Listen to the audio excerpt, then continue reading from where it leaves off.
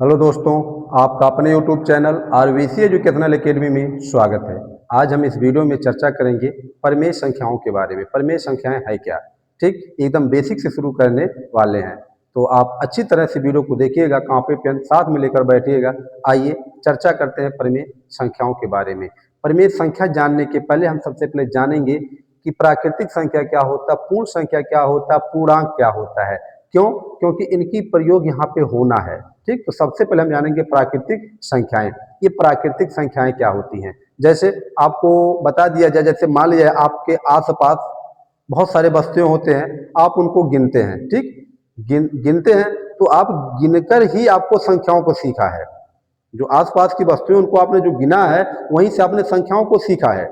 मतलब आप ये कह सकते हैं कि गिनने में प्रयोग की गई संख्याओं को, गिनने में प्रयोग की गई संख्याओं को ही हम क्या कहते हैं? प्राकृतिक संख्या कहते हैं। आइए देखते हैं प्राकृतिक संख्या कौन कौन है। ठीक, प्राकृतिक संख्या या प्राकृतिक संख्याएं। देखिए, प्राकृतिक जो संख्याएं होता है, एक से लेकर के कहाँ तक? अनंत तक। एक से लेकर के एक, दो, तीन, चार, इस तरह से कहाँ तक? अनंत तक। ये क्या है? सब प्राकृतिक संख्याएं। क्यों? क्योंकि गिनने में हम इन्हीं संख्याओं का प्रयोग करते हैं। गिनने में इन्हीं संख्याओं का प्रयोग करते हैं। तो गिनने में जिन संख्याओं का आपने प्रयोग किया है, वही क्या होता है? प्राकृतिक संख्या होता है। ठीक, ये है प्राकृतिक संख्या। अब दूसरा हम देखेंगे पूर्ण संख्याएं। ठीक, पूर्ण संख्याएं क्या होते हैं, जिसको होल नंबर बोलते हैं, पूर्ण संख्याएं।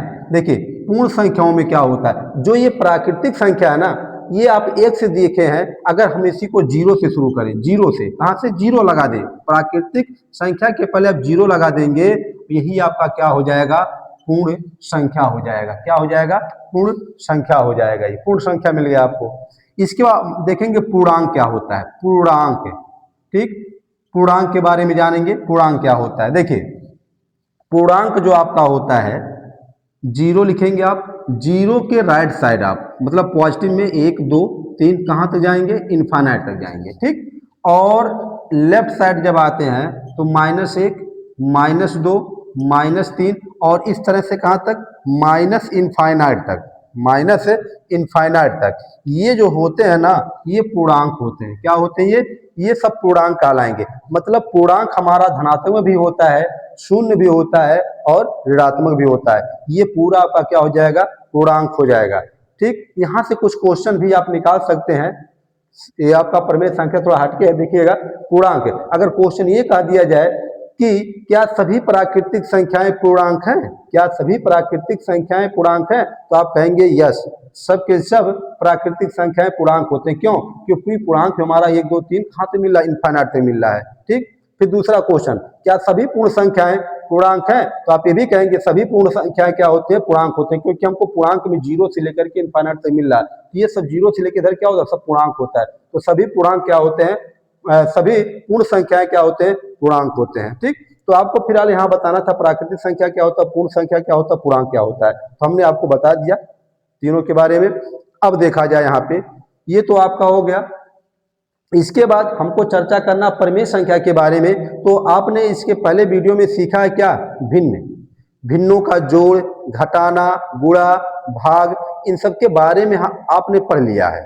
जोड़, घटाना, गुणा, भाग किसका? भिन्न का। ये आपने पढ़ लिया है, आपको पहले वीडियो में बता दिया गया है। अब आइए थोड़ा यहाँ पे एक एग्जाम्पल लेते हैं। उस एग्जाम्पल के माध्यम से हम सीखेंगे क्या कौन भिन्न होता है, कौन पूर्णांक होता है, कौन भिन्न नहीं है, कौन पूर्णांक नहीं है, इसके बारे में हम सीखेंगे। तो आइए देखते हैं। मान लेते हैं हम यहाँ पे दो पूर्णांक लेते हैं। माना, देखिए, माना P और Q, P और Q क्या है? दो पूर्णांक है। दो हमने ले लिया क्या? पूर्णांक है। ध्यान दीजिएगा, क्या लिया गया? P और Q, ये दो क्या है? पूर्णांक है। ठीक, और इस पूर्णांक में आपका Q is not equal zero, मतलब Q आपका जीरो के बराबर नहीं होना चाहिए। Q जीरो के बराबर नहीं होना है। अब हमको यहाँ पे चर्चा करना किस पे? देखिए, अब यहाँ पे चर्चा करेंगे P भागा Q पर। क्या करना आपको? चर्चा करना है। ठीक, देखिए कैसे होगा यहाँ पे। देखिए, सबसे पहले आपको करना क्या होगा, यहाँ पे कॉलम बना लीजिएगा P भागा Q। ठीक, और इसके बाद जब P में आप Q से भाग कराएंगे तो कोई ना कोई वैल्यू आएगा ही, भागफल तो आएगा कुछ ना कुछ। ठीक, ये हो गया आपका। अब इसके बाद भागफल जो आता है, ठीक, मतलब इस भागफल का मान होगा यहाँ पे रखा जाएगा। और देखिए इसके बाद अब ये जो भागफल आएगा इसका, अब ये भागफल को देखना है आपको कि पूर्णांक है अथवा नहीं है। देखिए यक्ष का मान पूर्णांक है या नहीं। ठीक, हम यहां सीखेंगे कौन पूर्णांक है कौन पूर्णांक नहीं है। आइए, और कौन सा भिन्न है कौन सा नहीं, इसके बारे में हम यहाँ पे सीखेंगे। जैसे हम यहाँ पे ले रहे हैं -15 में भाग कराएं किससे, 5 से। मान लीजिए है 15 में -15 में हम भाग कराएं किससे, 5 से, तो भागफल कितना आएगा, -3 आएगा। ठीक, 5 या 15 ऑलरेडी माइनस में -3 आ जाएगा। अब ये -3 आपका क्या होगा, पूर्णांक होगा। क्यों, पूर्णांक में अभी आपको बताया गया है, पूर्णांक में क्या बताया गया, 0, 1, 2, 3 इस तरह से इनफाइनाइट तक, और इधर बताया गया -1, -2, -3 कहाँ तक, इनफाइनाइट तक बताया गया। ठीक, माइनस इनफाइनाइट से प्लस इनफाइनाइट तक बताया गया। तो ये देखिए -3 है ना, तो -3 क्या हो गया आपका, ये पूर्णांक होगा। क्या होगा, -3 हमारा क्या है, ये पूर्णांक है। ठीक, पूर्णांक में भी इसके पहले बताया गया है। ठीक, अब इसी तरह से अगर -10 में हम क्या कर दें, 2 से भाग करा दें, आएगा कितना, 2 पच्चे 10, -5 आएगा। तो -5 भी क्या है, पूर्णांक है। ये भी क्या है, पूर्णांक है। ठीक, तो -5 क्या हो गया, पूर्णांक हो गया। अभी देखिएगा आगे क्या मिल रहा है, अभी कुछ यहाँ से कुछ आपको नया चीज सीखने को मिलेगा। ठीक, अब देखिए 0 में अगर हम किसी संख्या से भाग करा दें, 0 में किसी संख्या से भाग कराएंगे तो भागफल क्या आएगा, 0 आएगा। अब 0 क्या है, पूर्णांक है कि नहीं है, आपको पूर्णांक में बताया गया है कि 0 भी क्या है, पूर्णांक है। तो ये आपका क्या है, 0 भी आपका क्या हो गया, पूर्णांक है। ठीक, 0 भी हमारा क्या हो गया, पूर्णांक हो गया।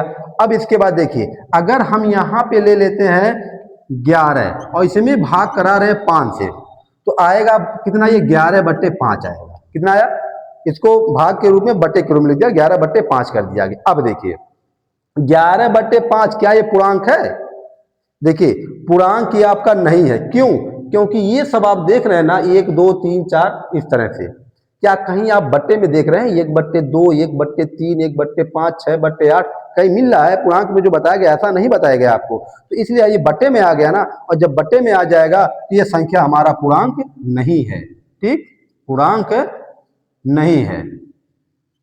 ठीक, क्लियर हो गया, कौन सा पूर्णांक हो गया कौन सा पूर्णांक नहीं है, ये पूर्णांक नहीं है। ये क्या है आपका, ये यह एक भिन्न है। क्या है, यह एक भिन्न है, यह एक भिन्न है ये। ठीक, ये हमारा 11/5 पूर्णांक नहीं है, ये 11/5 क्या एक भिन्न है। ठीक, क्लियर हुआ। अब आएंगे हम देखेंगे -10 में क्या करेंगे, 3 से भाग कराएंगे। -10 में 3 से भाग कराएंगे तो हमारा क्या आएगा, यहाँ पे फिलहाल अगर लिखना चाहेंगे तो -10/3 लिखा जाएगा। फिर हमारा -10/3 आ जाएगा, जो देखिए यहाँ पे -10/3 ये आपका। तो ये जो -10/3 आया, क्या ये पूर्णांक है, ये भी आपका पूर्णांक नहीं है। क्यों नहीं है, क्योंकि आपके पूर्णांक में कहीं बताया नहीं गया, बट्टे वाला संख्या नहीं बताया गया है। ठीक, तो ये भी आपका पूर्णांक नहीं है, पूर्णांक नहीं है। ठीक, अब देखिए जब पूर्णांक नहीं तो क्या ये भिन्न है, क्या यह भिन्न है, आंसर में दिया गया है तो आप बोलेंगे भिन्न, लेकिन ये यहाँ पे भिन्न भी नहीं है। जो -10/3 है यह भिन्न भी नहीं है, थोड़ा ध्यान दीजिएगा, क्योंकि अभी ऊपर बताया गया 11/5 पूर्णांक तो नहीं है, लेकिन इसको आपने बताया भिन्न है। लेकिन यहाँ पे -10/3 आया, आप इसको कह रहे हैं पूर्णांक नहीं, चलिए ठीक है पूर्णांक नहीं है, लेकिन हम कह रहे हैं इसको ये भिन्न भी नहीं है। अब क्यों नहीं भिन्न है, ठीक, तो देखिए ये आपका जो है ना तो पूर्णांक है और ना ही भिन्न है। ठीक, और यहाँ लिखिएगा पूर्णांक नहीं है और भिन्न भी नहीं है, मतलब ना तो भिन्न है, ना तो भिन्न है। ठीक, ना ही पूर्णांक है और ना ही भिन्न है। कौन सा, -10/3। इसी तरह से अगर 13 में हम क्या कर दें, -3 से भाग करा दें, -3 से भाग करा दे तो 13/-3 आएगा ना। तो ये भी हमारा क्या होगा, ना तो पूर्णांक होगा और ना ही भिन्न होगा। ये भी हमारा ना तो पूर्णांक होगा ना ही भिन्न होगा। अब क्वेश्चन ये उठता है कि हमने जो पढ़ा है पहले, अंश और हर के रूप में जो संख्या दिया रहा है तो उसको हम भिन्न बोलते हैं। यहाँ पे हमको अंश हर मिल रहा है, लेकिन यहाँ पे बताया जा रहा है पूर्णांक भी नहीं है और ये -10/3 आपका भिन्न भी नहीं है। लेकिन यहाँ 11/5 आपको बताया गया पूर्णांक तो है, पूर्णांक नहीं है, लेकिन ये भिन्न है। और यहाँ पे आपका ये भिन्न भी नहीं है और पूर्णांक भी नहीं है, तो दोनों में कुछ अंतर आपको मिल रहा होगा। यहाँ दोनों अंश और पॉजिटिव दोनों है, यहाँ दोनों में हमारा क्या है, 10/3 में ये माइनस में है। इसी माइनस लगने की वजह से आपका ये भिन्न नहीं होगा।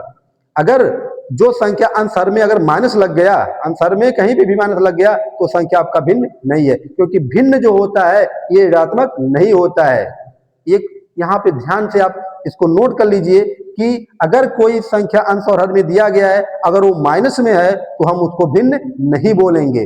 भिन्न में होता क्या है कि अंश और हर दोनों धन पूर्णांक होना चाहिए। अंश और हर क्या, दोनों के दोनों धन पूर्णांक होना चाहिए। जब दोनों आपका धन पूर्णांक रहेगा तभी आप उसको भिन्न बोलेंगे। जैसे आपको बताया 11/5, ये 11/5 हमारा भिन्न है। क्यों? क्योंकि ये भी धन पूर्णांक है और 5 भी धन पूर्णांक है, और इसमें हमारा जो 10/3 में -10 है ये और 3 धन है, तो यहाँ माइनस लगने की वजह से ये आपका भिन्न नहीं रह गया। तो आपको क्लियर हो गया कि अगर कोई भी संख्या अंश और हर में दिया गया है, अगर उसमें निगेटिव लगा है तो वो संख्या आपका वह संख्या आपका भिन्न नहीं होगा, वह भिन्न नहीं होगा। ठीक, ये तो आपको बताना था कौन सा पूर्णांक होता है, कौन सा भिन्न होता है। ठीक, अब आएंगे हम परिमेय संख्या क्या होता है, उस पर चर्चा करेंगे। अभी ये सब परिमेय संख्या पे नहीं था, अभी आपको बताया गया भिन्न और क्या बताया गया, पूर्णांक, इस पे चर्चा किया गया। और इसके पहले प्राकृतिक संख्या, पूर्ण संख्या और पूर्णांक पे बताया गया। अब हम चर्चा करेंगे परिमेय संख्याएं क्या हैं। ठीक, परिमेय संख्याएं क्या, अब इस पे चर्चा करना है आपको। आइए अब हम देखेंगे परिमेय संख्या के बारे में। तो परिमेय संख्या क्या है, देखिए इसकी उत्पत्ति कहाँ से हुई, हम इन सब के बारे में यहाँ पे सीखेंगे। ठीक, परिमेय संख्या, परिमेय संख्याएं क्या है। ठीक, देखिए अब हम यहां चर्चा करेंगे परिमेय संख्या के बारे में। अब क्वेश्चन ये उठता है कि परिमेय शब्द की उत्पत्ति कहां से हुई है। परिमेय शब्द की उत्पत्ति कहां से हुई है, पहले ये हम जानेंगे। यहाँ पे देखिए परिमेय शब्द की जो उत्पत्ति हुई है ये अनुपात से हुआ है। ठीक, परिमेय शब्द की उत्पत्ति, परिमेय शब्द की उत्पत्ति, ठीक, परिमेय शब्द की उत्पत्ति कहां से हो रहा है, अनुपात। किससे हुआ, अनुपात से हुआ, रेशियो जिसको बोला जाता है। ठीक, किसको, रेशियो, अनुपात। तो मतलब परिमेय शब्द की जो उत्पत्ति हुई है कहां से हुआ, अनुपात से हुआ है। ठीक, अनुपात से हुई है। ये आपको एक नया चीज सीखने के लिए मिला कि परिमेय शब्द की उत्पत्ति कहां से हो रहा है, ये अनुपात से हो रहा है। कहां से, अनुपात। अनुपात आपको पता होगा, जैसे मान लिया जाए अनुपात में लिख दिया गया कोई संख्या, उसका अनुपात दे दिया गया, अनुपात जैसे दे दिया गया 4:5, यही लिखा गया। अनुपात का चिन्ह यही होता है ना, इस तरह से इधर भी संख्या कोई अंक रहेगा, इधर भी कोई अंक रहेगा, तो ये अनुपात कितना, 4:5, ये अनुपात है। हम इसको ऐसे भी लिख सकते हैं, को 4/5 में भी लिख सकते हैं, 4/5 में लिखा जा सकता है, लिखा जा सकता है। ठीक, ये आपको एक देखिए, तो अनुपात 4:5 को हम क्या लिख कर सकते हैं, 4/5 के रूप में इसको हम लिख सकते हैं। ठीक, 4/5 में हम इसको लिख सकते हैं। अब इसके बाद देखना यहाँ पे कि यहाँ 4 और 5 क्या है, प्राकृतिक संख्याएं हैं। यहाँ पे हम क्या देख रहे हैं, 4 और 5 क्या है, 4 और 5 कौन सी संख्याएं हैं, प्राकृतिक संख्याएं हैं, प्राकृतिक संख्याएं हैं। ठीक, ये भी प्राकृतिक संख्या इसीलिए पहले चर्चा किया गया क्योंकि बीच में इन शब्द का यूज होना है। तो 4, 5 क्या हो गया, प्राकृतिक संख्या है। और 4/5 ये क्या है, भिन्न है। 4/5 क्या होगा यहाँ पे, यहाँ जो है 4/5, 4/5 क्या है, भिन्न है, 4/5 भिन्न है। ठीक, मतलब 4 और 5 क्या है, प्राकृतिक संख्या है। ठीक, तथा 4/5 हमारा क्या हो गया, भिन्न हो गया। ये क्लियर हुआ आपका कि अनुपात 4:5 को हम 4/5 में भी लिख सकते हैं, और 4 और 5 क्या हमारा प्राकृतिक संख्या है, और 4/5 हमारा क्या हो जाएगा, भिन्न हो जाएगा। और एक नया शब्द आपको सीखने को मिला कि परिमेय संख्या की उत्पत्ति कहां से हुई, अनुपात से हुई है।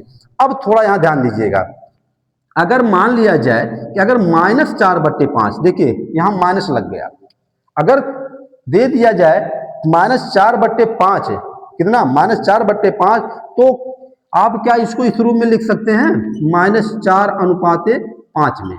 ठीक, -4:5 में इसको लिख सकते हैं। तो ये अगर आप माइनस में कोई भिन्न दिया गया है तो आप उसको जो है 4/5 में, मतलब अनुपात में उसको नहीं लिख सकते हैं, और हम इसको भिन्न भी नहीं बोलेंगे, हम इसको भिन्न भी नहीं बोलेंगे। अभी पीछे हमने बताया है कि अगर अंश और हर में कोई संख्या निगेटिव है तो भिन्न हमारा नहीं होगा। ठीक, तो हम -4/5 को जो है -4:5 में नहीं लिख सकते हैं, इस तरह से इसको नहीं लिखा जा सकता है। ठीक, इसको नहीं लिख सकते हैं इस रूप में। ठीक, तो ये आपका जो है बताया गया परिमेय संख्या क्या है। अभी परिमेय संख्या अभी आपको बताना ही है, अभी तो इसके बारे में चर्चा किया जा रहा है कि परिमेय शब्द की उत्पत्ति अनुपात से हुआ है। अगर अनुपात में इस तरह दिया गया कोई संख्या तो हम उसको बट्टे में लिख सकते हैं। ठीक, और 4, 5 हमारा प्राकृतिक संख्या हो गया, इसलिए 4 और 5 हमारा क्या, 4/5 भिन्न हो जाएगा। लेकिन यहाँ पे जो -4/5 है ये हमारा भिन्न नहीं है, ये भिन्न नहीं है, और जब ये भिन्न नहीं है तो हम इसको -4:5 में भी नहीं लिख सकते हैं, हम इस टाइप से इसको नहीं लिख सकते हैं। अगर लिखेंगे तो ये आपका गलत हो जाएगा। ठीक, अब देखिए यहाँ पे इस प्रकार कहा रहा है कि कोई भी दो पूर्णांक हो, इस प्रकार कोई भी दो पूर्णांक ले लिया जाए P और Q। ठीक, आइए देखते हैं, इस प्रकार हमने यहाँ दो पूर्णांक लिया P और Q। ठीक, P और Q हमने क्या किया, दो पूर्णांक ले लिया। ठीक, अब इस तरह से बताया गया इसमें, और हम यहाँ देखेंगे दो पूर्णांक है और इस पूर्णांक में Q हमारा 0 नहीं होना चाहिए, Q हमारा 0 नहीं होना चाहिए। ठीक, तो हम यहाँ पे इसको P/Q को क्या लिख सकते हैं, को P/Q लिख सकते हैं ना इसको। अभी ऊपर बताया गया कि अगर दो पूर्णांक आपका है, दो पूर्णांक आपका है, तो उसको अगर बताया गया P और Q है और Q हमारा 0 के बराबर नहीं है, तो ऐसे कंडीशन में P/Q को हम क्या लिख सकते हैं, P/Q में लिखा जा सकता है, इसको P/Q में हम लिख सकते हैं। तो ये क्या है, ये परिमेय संख्या, परिमेय संख्या के रूप में इसको हम व्यक्त कर सकते हैं, यही क्या है। ठीक, तो यही आपका परिमेय संख्या के रूप में इसको हम व्यक्त कर सकते हैं। जो हमारा P/Q लिखा गया ना, इसी को परिमेय संख्या के रूप में आप व्यक्त कर सकते हैं। तो ये था परिमेय संख्या क्या है। अब हम देखेंगे परिमेय संख्या की परिभाषा। ठीक, परिमेय संख्या की परिभाषा के बारे में चर्चा करेंगे। ये तो हमारा हो गया सब। ठीक, उत्पत्ति हो गई परिमेय संख्या की। अब परिभाषा देखना, डेफिनेशन। ठीक, परिभाषा क्या होता है,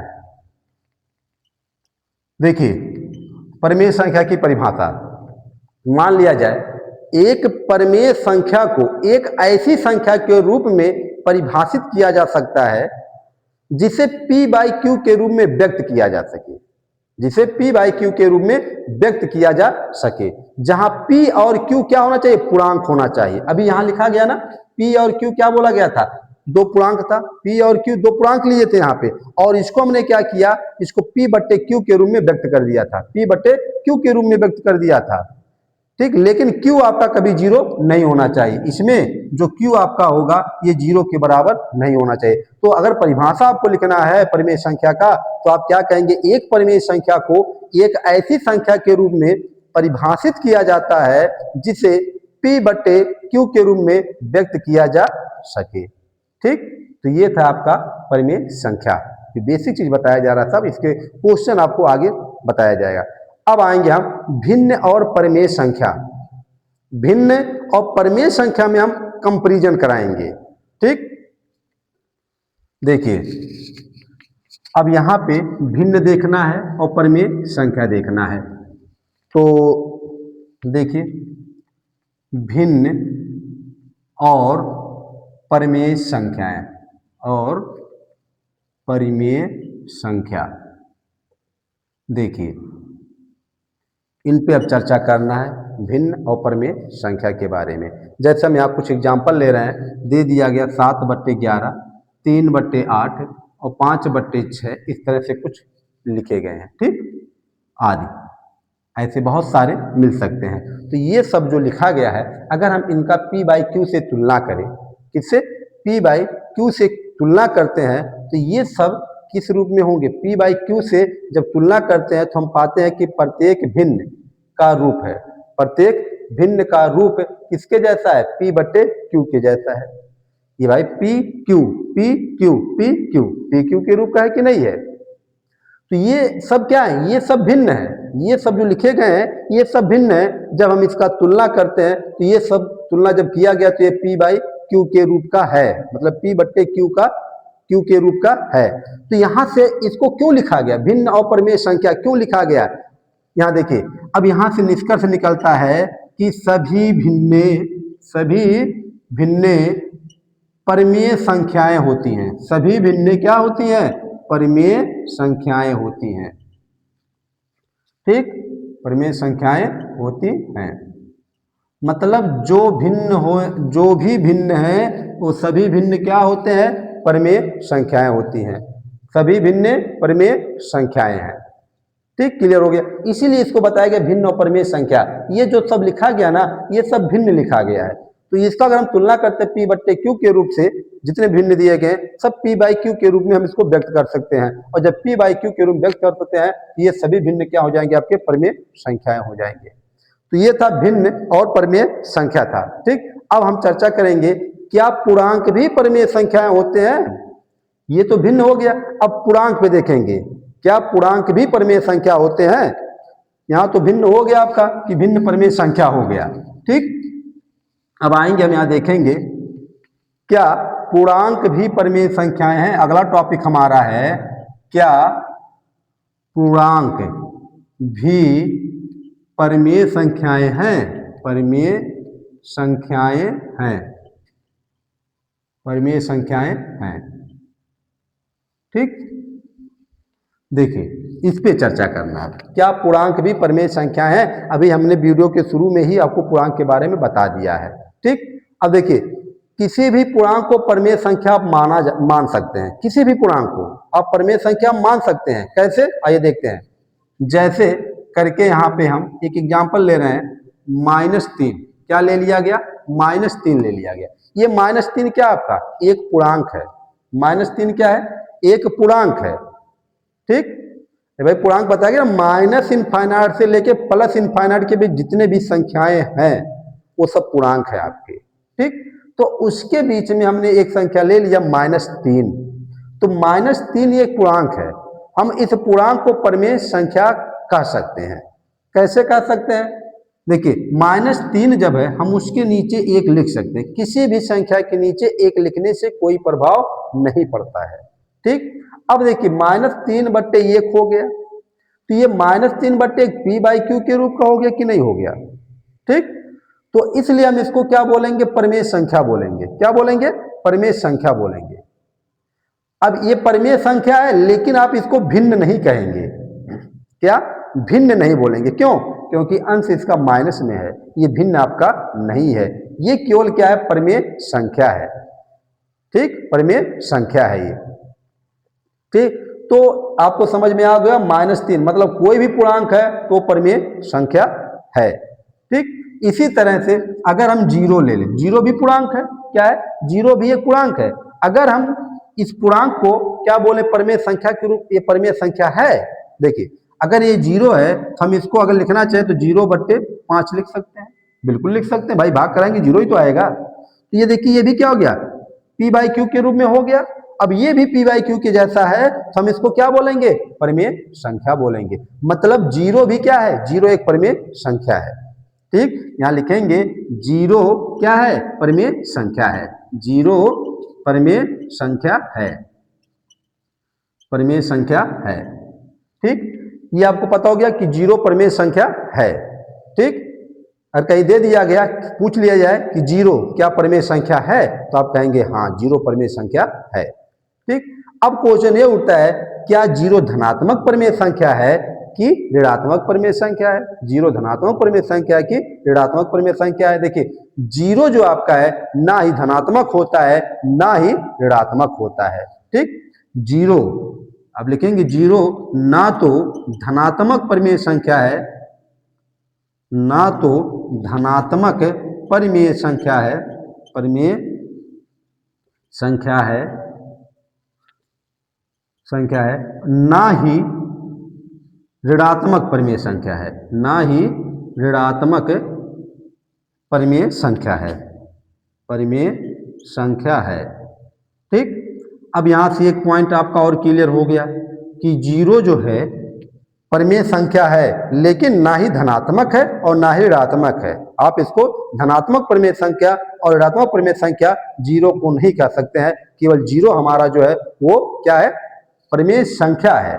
ठीक, वो भी उदासीन परिमेय संख्या, ना तो धनात्मक ना तो ऋणात्मक लिखेंगे इसके आगे। ठीक, तो यहाँ पे हमको ये बताना था कि क्या पूर्णांक भी परिमेय संख्या होते हैं, तो आपको बता दिया गया पूर्णांक भी क्या होते हैं, परिमेय संख्या होते हैं। आप -8 ले लीजिए, आप इसको भी परिमेय संख्या लिख सकते हैं। देखिए -8/1 कर दीजिए, आप एक लगा सकते हैं, हर में एक लगाइए, कोई दिक्कत नहीं है। ठीक, अब ये p/q के रूप का हो गया, p/q के रूप का हो गया। ठीक, जब p/q के रूप का हो गया तो हमारा क्या हो गया, ये परिमेय संख्या हो गया। क्या हो गया, ये परिमेय संख्या हो गया। तो सभी पूर्णांक परिमेय संख्याएं हैं, सभी पूर्णांक क्या हैं, परिमेय संख्याएं हैं। ठीक, अब इसके बाद हम यहाँ देखेंगे कुछ क्वेश्चन हम लिख रहे हैं यहाँ पे, और उसमें से आपको बताना है कि कौन सा भिन्न है और कौन सा परिमेय संख्या है, कौन सा भिन्न है और कौन सा परिमेय संख्या है। आइए हम एग्जाम्पल के माध्यम से समझेंगे भिन्न और परिमेय संख्या के बारे में।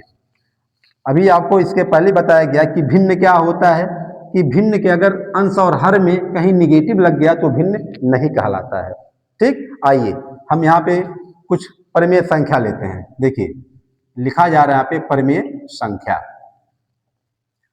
परिमेय संख्या, परिमेय संख्या क्या, जो अंश और हर के रूप का उसी को हम परिमेय संख्या कहते हैं। ठीक, आइए देखते हैं। जैसे 3/7 ले लिया गया और 3/7 लिया गया। देखिए एक निगेटिव है और एक पॉजिटिव है। इसके बाद अगला 6/-13 और 6/13 ले लिया गया। ठीक, और इसी के बाद हम -3/-7 ले लिया। इसमें कह रहा है, इसमें आपको बताना है कौन सी संख्याएं भिन्न हैं, कौन सी संख्याएं भिन्न हैं, इसमें ये बताना है।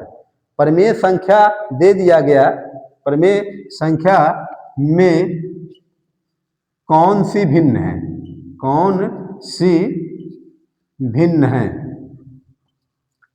ठीक, अब इसमें बताना कौन भिन्न है कौन भिन्न नहीं है।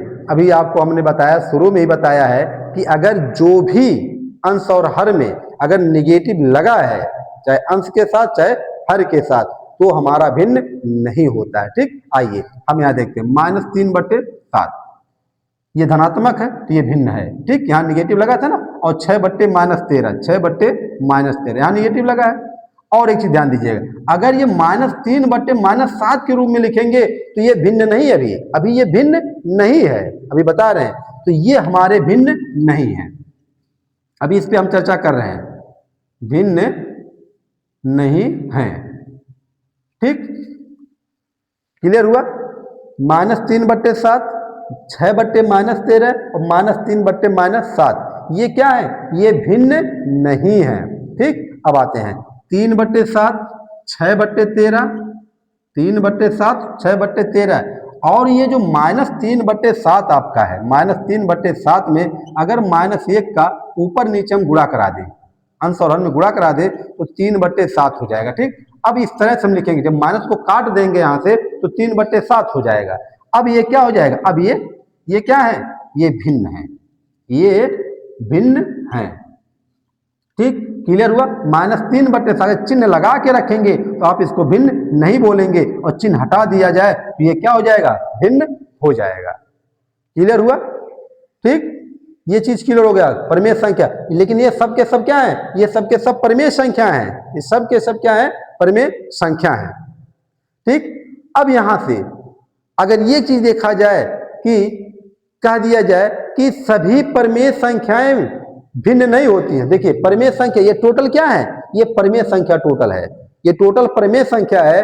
तो हम यहाँ पे कहेंगे जब टोटल परिमेय संख्या था तो क्या ये सब भिन्न है? ये सब भिन्न नहीं है। देखिए ये चीज आपका भिन्न नहीं हुआ और ये जो पॉजिटिव वाला यही केवल भिन्न है।